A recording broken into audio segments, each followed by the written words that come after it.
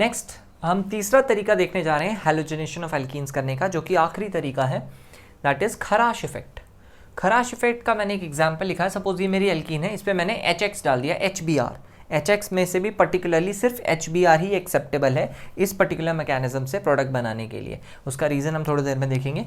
लेकिन जब मैं HBr डालता हूँ इन प्रेजेंस ऑफ पेरोक्साइड और पैरासिड, जो कि मैं देख चुका हूँ, पेरोक्साइड के एग्जांपल्स में आप समझ सकते हो H2O2 इज अ पेरोक्साइड, ठीक है। पैरासिड के एग्जांपल्स में पहले दे चुका हूँ आपको, पर फॉर्मिक एसिड, पर एसिटिक एसिड, मेटाक्लोरो पर बेंजोइक एसिड, ये सारे पैरासिड्स थे, ठीक है। तो इन सब के प्रेजेंस में क्या होता है, HBr को जब मैं इसके साथ रिएक्ट कराऊंगा तो इलेक्ट्रोफिलिक एडिशन, अगर ये सब नहीं होता तो मैं इस पर इलेक्ट्रोफिलिक एडिशन कराता, H यहाँ देता, प्लस यहाँ देता और Br यहाँ लगा के फाइनली प्रोडक्ट बना देता, इलेक्ट्रोफिलिक एडिशन करता।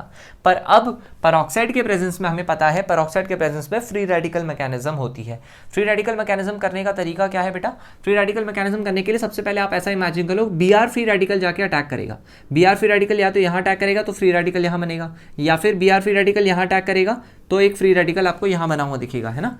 इन दोनों इलेक्ट्रॉन्स को इस तरीके से ऐसे ऐसे होमोजीनियसली तोड़ दो, है ना, होमोलिटिकली, एक इलेक्ट्रॉन इधर एक इलेक्ट्रॉन इधर। अब Br फ्री रेडिकल को अगर इधर जोड़ोगे तो इधर बच जाएगा इलेक्ट्रॉन, अगर Br फ्री रेडिकल को इधर जोड़ोगे तो इधर बच जाएगा इलेक्ट्रॉन। तो हमें फाइनली ये देखना है कि कौन सा फ्री रेडिकल ज़्यादा स्टेबल बनता है। तो अगर आपने Br को सपोज यहाँ लगाया तो फ्री रेडिकल यहाँ बनेगा, 5 हाइपर कॉन्जुगेशन मिलेंगे, जो कि ऑब्वियसली ज़्यादा स्टेबल होगा एज कम्पेयर टू जब आप Br यहाँ लगा के फ्री रेडिकल यहाँ बनाओगे और सिर्फ एक हाइपर कॉन्जुगेशन मिले।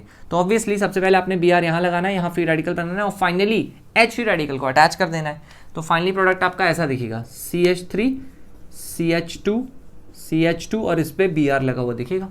अगर आप ध्यान से देखो, इस पे अगर आपने HBr ऐड किया है तो ये बेसिकली एंटी मार्कोवनिकॉफ एडिशन हुआ है, दिख रहा है। H has gone to that which had less H less H वाले के पास गया है, तो है ना। मार्कोवनिकॉफ एडिशन क्या होता था, Markovnikov H goes to more H, वो होता था Markovnikov addition, rich becomes richer. But यहाँ तो H जो है वो लेस वाले के पास गया है। इस टाइप के प्रोडक्ट को हम anti Markovnikov addition of HBr बोलते हैं। तो हाउ टू फॉर्म प्रोडक्ट में मैंने यही शॉर्ट ट्रिक लिख दी है, anti Markovnikov addition of HBr which happens in presence of a peroxide और अ पैरासिड। इनमें से कोई भी डाला जाए तो इस तरीके से एंटी मार्कोवनिकॉफ प्रोडक्ट आप बना सकते हो, ठीक है। ये सिर्फ होता सिर्फ HBr में है, ये बात ध्यान रखना। पेरोक्साइड पर एसिड कुछ भी डाल लो, अगर HBr के अलावा सपोज HCl डाला होता आपने तो इलेक्ट्रोफिलिक एडिशन रिएक्शन नहीं होती। सिमिलरली अगर HI डालते तो भी इलेक्ट्रोफिलिक एडिशन रिएक्शन नहीं होती। आप कुछ भी ले लो, कोई भी HX, उसमें ये खराश इफेक्ट नहीं दिखेगा। खराश इफेक्ट दिखता ही पर्टिकुलरली किस में है, HBr में, है ना। पर्टिकुलरली ये सिर्फ HBr में ही दिखता है, ठीक है, और कहीं पे ऐसा नहीं होने वाला। हाँ बेटा, तो जैसे कि आप देख सकते हो यहाँ पे मैं मैकेनिज्म समझाने जा रहा हूँ आपको खराश इफेक्ट की। खराश इफेक्ट की मैकेनिज्म देखने से पहले मैंने यहाँ पे उसकी रिएक्शन लिख दी है, जिसके लिए मैं अब मैकेनिज्म लिखने वाला हूँ। यहाँ पे अगर आप देखोगे तो एक एल्कीन में मैंने HBr डाला है, पेरोक्साइड के नाम पे मैंने हाइड्रोजन पेरोक्साइड लिया है और साथ में थोड़ी सी हीट भी दे दी है। फाइनली जो मुझे प्रोडक्ट मिलता है वो एंटी मार्कोवनिकॉफ एडिशन किया हुआ HBr दिख रहा है ना, फाइनल प्रोडक्ट में।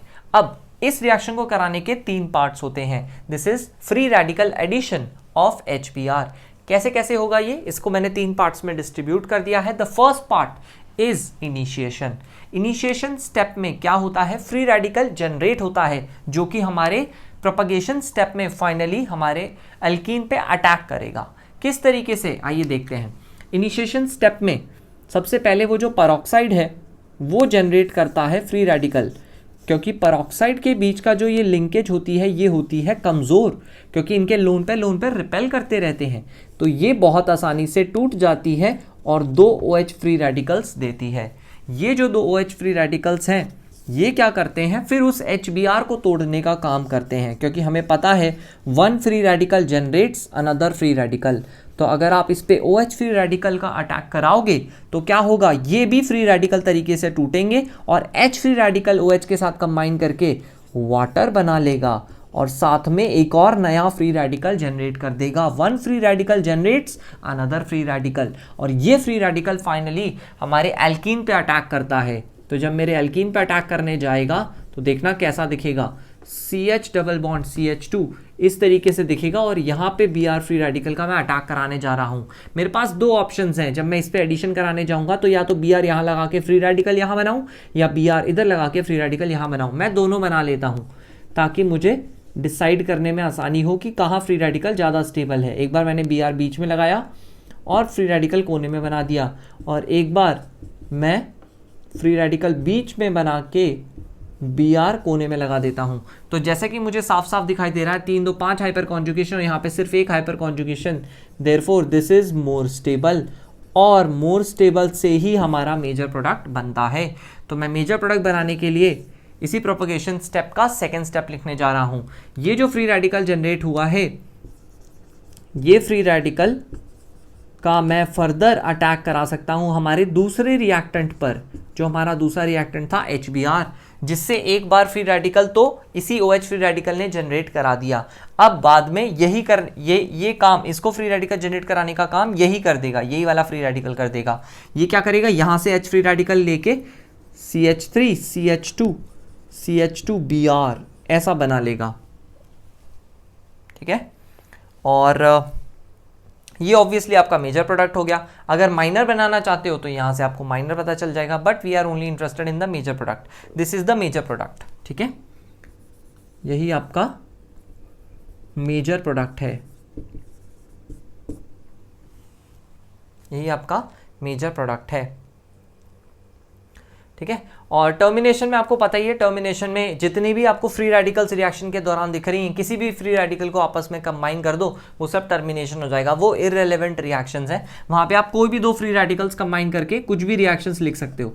तो जैसे ऐसे ऐसे आपने दो कंबाइन कर दिए, तो सपोज मैंने लिख दिया CH3CH Br CH2 free radical, suppose Br free radical कहीं पड़ा हुआ था, उसने इसके साथ रिएक्ट करके सपोज CH3CH Br CH2Br इस टाइप से कंपाउंड बना लिया। या हो सकता है और कोई फ्री रेडिकल आप कंबाइन करा लो, सपोज हो सकता है CH3 CH, बीच में एक फ्री रेडिकल था, कोने में CH2Br था, और ऐसा करके इसने सपोज किसी और Br फ्री रेडिकल से इसने कंबाइन कर लिया, तो ये Br फ्री रेडिकल से कंबाइन करके वापस ऐसा ही कुछ बना लेगा, है ना। हो सकता है ऐसा कुछ बन जाए। तो ऐसा करके आप बहुत सारी रिएक्शंस लिख सकते हो, दे आर इररिलेवेंट। ऐसा करके आप बहुत सारी, टर्मिनेशन का कोई एंड नहीं है, कोई भी दो फ्री रेडिकल्स आप कंबाइन करा के कुछ भी बना सकते हो, वो आपके टर्मिनेशन स्टेप्स हैं। मेन अपने लिए इंपॉर्टेंट होता है प्रोपगेशन स्टेप, जहां से हमें मेजर प्रोडक्ट पता चलता है, और जिसको देख के आपको समझ में आ ही रहा होगा कि हमारा जो मेजर प्रोडक्ट है वो एंटी मार्कोवनिकॉफ एडिशन वाला ही है, ठीक है। तो फाइनली हमें इतना सब हर बार करने की जरूरत है नहीं, हमें फाइनली प्रोडक्ट बनाने के लिए ध्यान से देखो हमने किया क्या है। सिर्फ प्रोपगेशन स्टेप पे फोकस करो। सबसे पहले जो Br फ्री रेडिकल था उसने अटैक किया, फ्री रेडिकल वहां बनाओ जहां ज्यादा स्टेबल बनेगा। तो Br यहां अटैक करके फ्री रेडिकल मैंने यहां बना दिया, ठीक है। फ्री रेडिकल जब मैंने यहां बनाया तो वो ज्यादा स्टेबल था, और उसके बाद उसी फ्री रेडिकल पे क्या जोड़ देना है आपको, H जोड़ देना है। तो इस तरीके से आपका फाइनल प्रोडक्ट बन जाएगा, ठीक है। तो ज्यादा कुछ सोचने की जरूरत नहीं है आपको, फाइनली बस Br फ्री रेडिकल अटैक करके यहाँ पे फ्री रेडिकल बनाना है, क्योंकि ज़्यादा हाइपर कॉन्जुगेशन मिलेगा, और उस फ्री रेडिकल को फाइनली H दे देना, and you will get your final product. That's how you can solve the questions based on खराश इफेक्ट, और ये होता सिर्फ HBr में है, ठीक है। अच्छा, ये HBr में ही क्यों होता है, HCl और HI में क्यों नहीं होता, वो भी मैं आपको शॉर्ट में बता देता हूँ। देखो, अगर आप HI की बात करो, HI के केस में आप क्या करोगे, HI के केस में यहाँ पे I फ्री रेडिकल बनेगा। I फ्री रेडिकल देखो बेटा, ये वाला पाई बॉन्ड तोड़ नहीं पाता। I फ्री रेडिकल बहुत ही वीक होता है, बहुत ही कमजोर होता है। तो उसको जब आप चाहोगे कि I फ्री रेडिकल यहाँ पे अटैक करके ये पाई बॉन्ड तोड़ दे, तो उसके पास इतनी हिम्मत नहीं है कि वो ये बॉन्ड तोड़ सके, ठीक है। और अगर मैं दूसरी बात करूं कि HCl में क्या दिक्कत है, HCl का Cl फ्री रेडिकल तो बहुत एनर्जेटिक होता है, तो उसमें यहां दिक्कत है कि जब आप HCl का बॉन्ड ये वाला तोड़ने की कोशिश करोगे तो टूटेगा ही नहीं, क्योंकि Cl का साइज छोटा है, HCl का बॉन्ड स्ट्रेंथ काफी हाई होगा। तो HCl के केस में ये वाली स्टेप बहुत ज्यादा एंडोथर्मिक हो जाएगी, और HI के केस में ये वाली स्टेप एंडोथर्मिक हो जाएगी, ठीक है। तो इन HCl और HI one of the two steps becomes endothermic. और F फ्री रेडिकल क्यों नहीं करते, F फ्री रेडिकल के केस में तो वायलेंट रिएक्शन हो जाती है, F फ्री रेडिकल तो हाईली एनर्जेटिक होता है ना, आग ही लग जाएगी रिएक्शन में। तो हम इसलिए HF को तो वैसे भी अवॉइड करते हैं। तो हमारे पास ऑप्शन बचा ही नहीं, HCl कर रहे थे तो यहाँ एंडोथर्मिक हो रहा था, HI ले रहे थे तो यहाँ एंडोथर्मिक हो रहा था, और इसीलिए हमें सिर्फ HBr ही लेना पड़ेगा, और उसी से फाइनल प्रोडक्ट बना सकते हैं, ठीक है। कुछ पॉइंट्स मैं बताने जा रहा हूँ खराश इफेक्ट रिएक्शंस की, जो हमने अभी जस्ट डिस्कस करी थी। First point, electrophilic addition of HBr also takes place simultaneously. जो अब अभी हम फ्री रेडिकल एडिशन करा रहे थे कि Br फ्री रेडिकल ऐड करके, है ना, जो भी फ्री रेडिकल बन रहा था उसकी स्टेबिलिटी चेक कर रहे थे, और finally H free radical add कर रहे थे। तो उसके साथ साथ इलेक्ट्रोफिलिक एडिशन भी चलता रहता है, क्योंकि टेम्परेचर बहुत ज़्यादा हाई नहीं होता इन रिएक्शंस का, तो इलेक्ट्रोफिलिक एडिशन ऑब्वियसली फेवर हो सकती है। तो electrophilic addition of HBr also takes place simultaneously, but in case of HBr, free radical addition is faster than electrophilic addition, and so the electrophilic addition product is minor. Electrophilic addition अगर हम कराते तो H कोने में देके carbocation बीच में बनाते और उससे Br नेगेटिव जोड़ देते, बट ये प्रोडक्ट हमारा माइनर होता है जब हम परऑक्साइड या पर एसिड के प्रेजेंस में HBr को ऐड करते हैं किसी एल्कीन पे तब, ठीक है। जबकि अगर मैं केस लूँ HCl या HI का, तो either one of the propagation steps becomes highly endothermic, जैसे कि मैंने अभी जस्ट बोला था HCl का बॉन्ड तोड़ना ही मुश्किल है, तो प्रोपगेशन का स्टेप 2 वो हाईली एंडोथर्मिक हो जाता है। जबकि HI अगर मैं लूँगा तो आई फ्री रेडिकल का अटैक करना ही मुश्किल हो जाता है, वो पाई बॉन्ड को नहीं तोड़ पाता, बहुत कमज़ोर होता है आई free radical, it is very less energetic, it does not even have sufficient energy to break the pi bond, ठीक है। तो one of the two propagation steps becomes highly endothermic and therefore in such cases क्या होगा, we get the major product by electrophilic addition. यानी कि आप इसके case में चाहे पेरोक्साइड दिया हो चाहे पर एसिड दिया हो, उससे कोई फर्क नहीं पड़ता।